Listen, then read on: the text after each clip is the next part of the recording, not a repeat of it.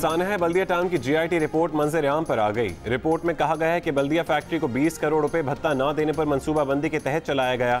सानहा बल्दिया में हम्माद सिद्दीकी और अब्दुल रहमान भोला का हाथ था। सानहा बल्दिया की FIR दहशतगर्दी के बजाय आम कत्ल के वाक़े के तौर पर कटी, जिसका फायदा मुल्ज़िमान को हुआ। GIT ने सानहा बल्दिया टाउन की FIR असर 9 दर्ज करने की सिफारिश भी की थी।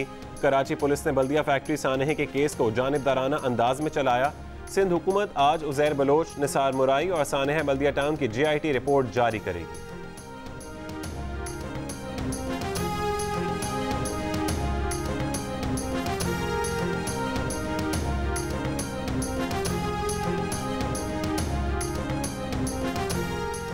कराची में गर्मी की शिद्दत ज्यादा होने के बायस लोकल थंडर सेल्स बन गए हैं। मुख्तलिफ इलाकों में गर्द आलू तेज हवाओं के साथ हल्की बारिश और बूंदाबांदी हुई।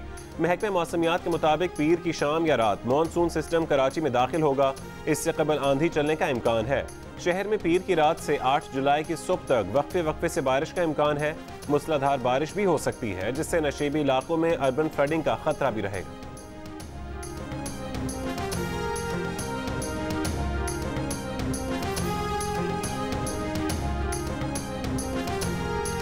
इस्लामाबाद, रावलपिंडी, मरी, लाहौर, शेखुपुरा, कसूर, पाकपतन, साहिवाल, हुजरा शाह मुकीम और गिरदनवा में बारिश।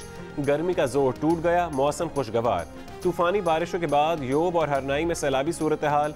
कोहे सुलेमान पर लैंड स्लाइडिंग से आमदोरफ्त मुतासिर। हिफाजती बंद टूटने से सैलाबी रैला हरनाई शहर में दाखिल। कई इलाके ज़ेर आब आ गए। महकमे मौसमियात के मुताबिक योब, बारखान, खुजदार, लौरालई, मूसा खेल में गरज चमक के साथ बारिश का इम्कान है।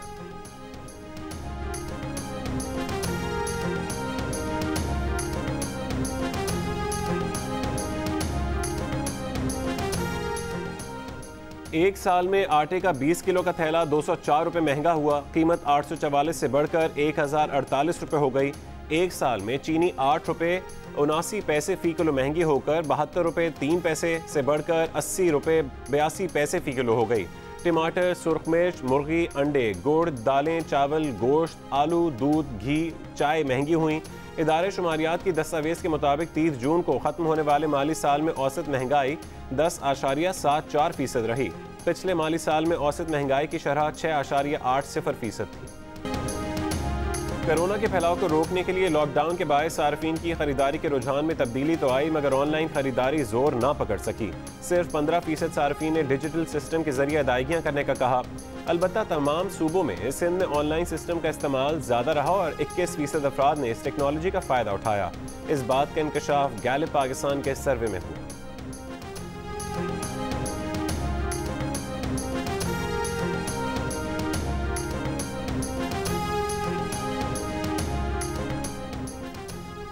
भारतीय फौज की कंट्रोल लाइन बटल सेक्टर पर सीज फायर की खिलाफ वर्जी। DG ISPR के मुताबिक भारतीय फौज ने शहरी आबादी को मार्टर और भारी हथियारों से निशाना बनाया। भारतीय फौज की फायरिंग से 22 साल शहरी जख्मी हुआ। पाक फौज ने भारतीय इश्तियाल अंगेजी का मौसर जवाब दिया।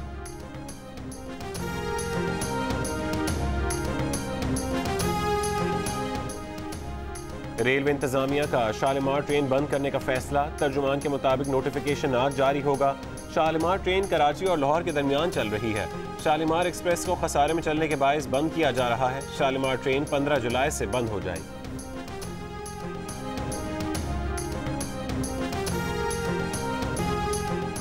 जमात इस्लामी के अमीर सिराजुल हक ने कहा है कि कभी मीर शकील रहमान को गिरफ्तार करते हैं तो कभी चैनल बंद करवाते हैं। इससे मसला हल नहीं होगा। ये तो आईने हैं। इन आईनों को तोड़ने के बजाय अपने चेहरे के दाग को साफ करें, अपने किरदार को ठीक बना लें।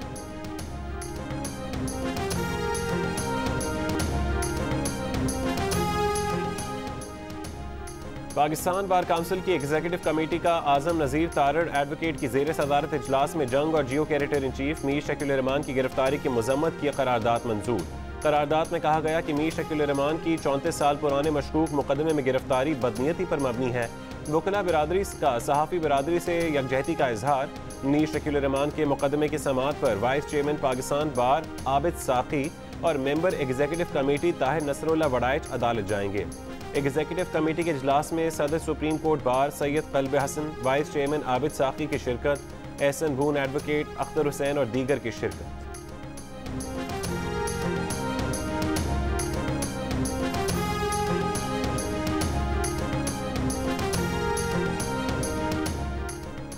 एडिटर इन चीफ जंग और जियो ग्रुप मीर शकील रहमान 115 रोज से कैद में। मीर शकील रहमान की गिरफ्तारी, रोजनामा जंग, द न्यूज़ और जियो टीवी बंद करने की कोशिशों के खिलाफ मुख्तलिफ शहरों में एहतजाज।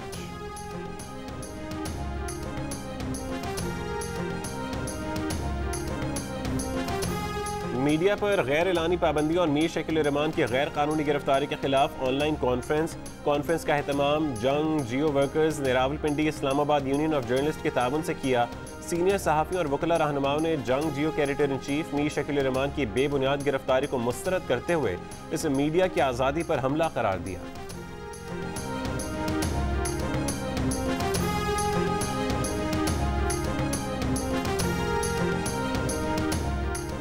बहरिया टाउन के सरबरा मलिक रियाज का पाकिस्तानी तलबा के साइंस और टेक्नोलॉजी के शोबों में बैरून मुल्क PhD सपोर्ट प्रोग्राम का ऐलान। प्रोग्राम के तहत हर साल पाकिस्तान की 5 यूनिवर्सिटीज से 25 तलबा को बैरून मुल्क PhD के लिए भेजा जाएगा और PhD के अखराजात बेगम अख्तर रुखसाना मेमोरियल ट्रस्ट बहरिया टाउन बर्दाश्त करेगा।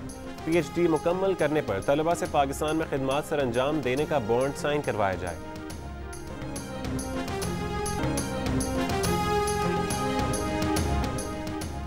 बालाई और वस्ती पंजाब, खैबर पख्तूनख्वा, गिलगित बल्तिस्तान के अजला, बारखान और इस्लामाबाद में आंधी और गरज चमक के साथ बारिश हुई। मुल्क के दीगर इलाकों में मौसम गर्म और मरतूब रहा। सबसे ज़्यादा दर्जा हरारत सिडनी में 46 डिग्री सेंटीग्रेड रिकॉर्ड किया गया।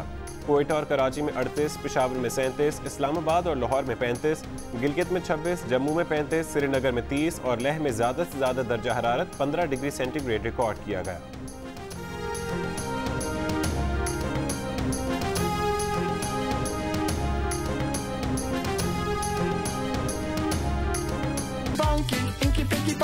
Time for the king to be a donkey.